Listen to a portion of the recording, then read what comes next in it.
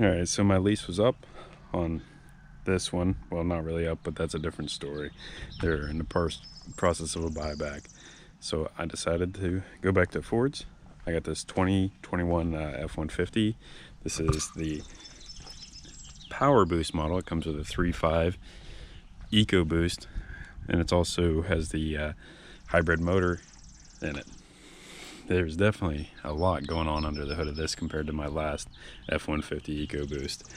The last one I had was a 2013, and it was a pretty good truck. I had traded it in with about 88,000 on it, and no serious issues. This one, however, is a completely different. All aluminum body, four-wheel drive.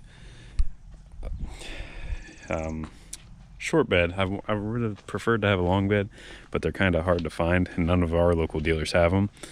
But this is the 2.4 kilowatt generator model, which I'm going to look into upgrading it to the 7.2. I maybe document the process on that. There's a few things I'd like to add to it. It didn't come with tow mirrors, and I would definitely like to add them just for towing our camper and stuff like that. Power locks, power windows. It's got the B&O sound system, which is nice. The bigger touch screen, which is nice. All the LED lighting. All in all, it's a pretty cool little truck.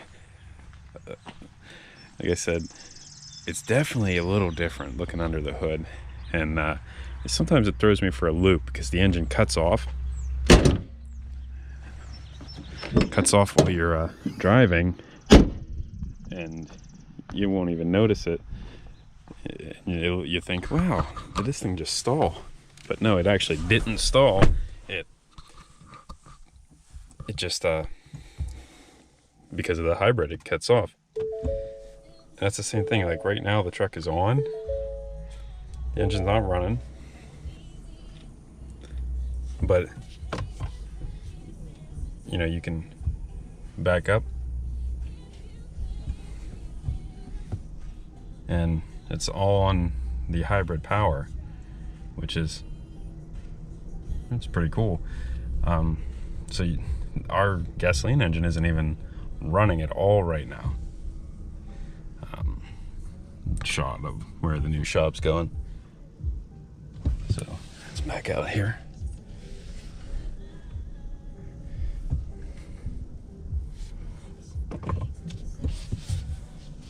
And it gives you your electric miles, your total miles, and there the engine just started. You got your drive modes, so you can put it in normal, tow haul, eco, sport. And that's how you can also select, you know, your two-wheel drive, four-wheel drive, factory trailer brake control.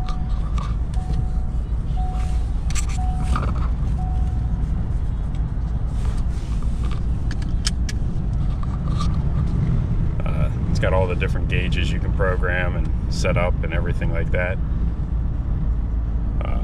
Definitely liking the big display a lot better than the old ones. Like I said, seating position's nice. The seats are comfortable. Some people have complained about the brakes being vague and then over aggressive. It felt like a lot of the other F-150s I drove to me. I test drove 4 different F-150s. A 5-liter, a 3.5 EcoBoost, and this truck, and then another 3.5. So to me, it felt pretty much all the same. Like I didn't notice much of a difference. You'd have to be pretty picky to pick up all that. So for me, it was a non-issue. Supposedly in sport mode, it automatically activates 4-wheel drive to keep traction. This thing's rated at like 430 horse and 570 foot-pound of torque, and it's supposed to get 24 mile per gallon city, highway, it doesn't even matter. So I'm definitely interested to see how that works out. Mile per gallon's a little lower right now because of a lot of idling and, you know, cruising around a dealership. Right now, you know, I'm just driving it around. I like it. It's definitely something different. I'm curious to see how as mileage progresses, how it holds up, how it acts, stuff like that. You know, my 17 Nissan, amazing truck, held up really well. The regenerative braking kicking in there, so it tells you how much energy it returned, everything like that. So that's another cool thing. This is my first hybrid ever, and the first one of these Power Boost trucks I've ever even seen in our area. So we actually drove to Spitzer over in Ohio to get it, which is about an hour-and-a-half drive for us. So, you know, it's one of those. Right now, I guess there's a microchip shortage, and you just can't get some of these trucks. And our local Phil Fitz said, yeah, we cannot get them. And this is the 10-speed model. Like I said, it just drives really nice so far. I don't, you know, I'm curious to see how it pulls. I think it's got like a 12,000 pound trailer towing rating, so we'll test that out, see how it does compared to my other F150 and my two Titans. The Titans pulled okay. I felt like the springs in the back could have used a little bit more, they could have been used to be a little bit stiffer, especially under a load. The ratings they give you don't exactly match up with real life. And, you know, you can always add airbags or helper springs or, you know, weight distribution hitches and all that stuff. But if the truck is rated for it, you shouldn't have to add all of that right off the beginning. Like a weight distribution hitch, that's a great idea for any vehicle that's going to be towing, you know. But as far as having to add airbags and stuff like that, no, I don't agree with that. You know, if you say, hey, it can carry this, and the truck's 2 inches off the bump stops with less weight than it's rated for, that just shows me that, you know, a lot of those numbers are just what they are. They're just numbers that maybe aren't real life experiences. And I saw a lot of people in different groups and forums saying, well, you know, I had to do this, this, and this. And I'm like, well, I don't know. I don't agree with that, but it is what it is. And I'm not a reviewer by any means. You know, I always call my stuff a mild review, because it's just not what I do. I just kind of give you my insight on them and my opinions on a lot of this stuff. So it's one of those things. And with, you know, my limited experience with it, I only have known it a couple days now. But I'll say this, it definitely pulls good. Supposedly rated 0 to 60 is 5.3 seconds, which for a truck is getting it. And I haven't timed it. I guess they can do the quarter mile in about 13.8, 13.9, which to me is very impressive for a stock truck with a V6. You know, that is crazy. My 2013 tuned went into the 13s on what was MPT's race tune. So to me, that's crazy. I've seen numbers out of these newer 3.5s where on the race tunes they're closing in on 600 wheel horsepower on a stock engine, and that's just, technology is hard to beat.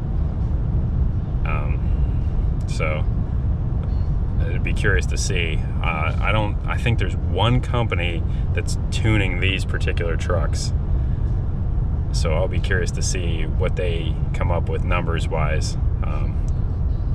I wouldn't even want to begin to dig into it. I don't know how they mix and match the systems, and I don't know how that works on tuning, because I've never even seen tuning tables on a hybrid vehicle versus a gas one. I would imagine there's just a lot more tables and a lot more blending of tables, so it'll be curious to see the numbers they get out of them. I would assume the numbers will be slightly higher than your typical 3.5 EcoBoost, and that'll be kind of the benchmark for all of the testing. So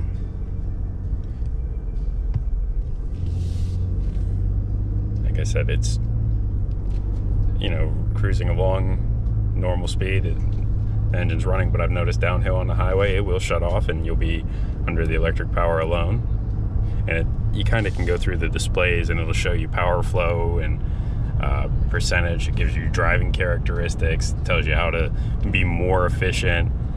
I mean, there's definitely a lot of science in this one. And like I said, never having owned a hybrid vehicle before, this is my first. So far, I'm really impressed with it. I mean, I'll be curious to see as the mileage gets put on it a little bit more and everything like that. But as of right now, it's pretty cool. I'm looking forward to towing with it. And the reason I want to upgrade to the 7.2 generator is it would be nice not to have to bring our generator with us when we go camping. Sometimes you get to a spot where, you know, there's no electricity and you're hesitant to take it. Well, having a generator built into the truck would just make that really easy. Plus, even working in your backyard, instead of running an extension cord or something like that, you could always just pull the truck around, which,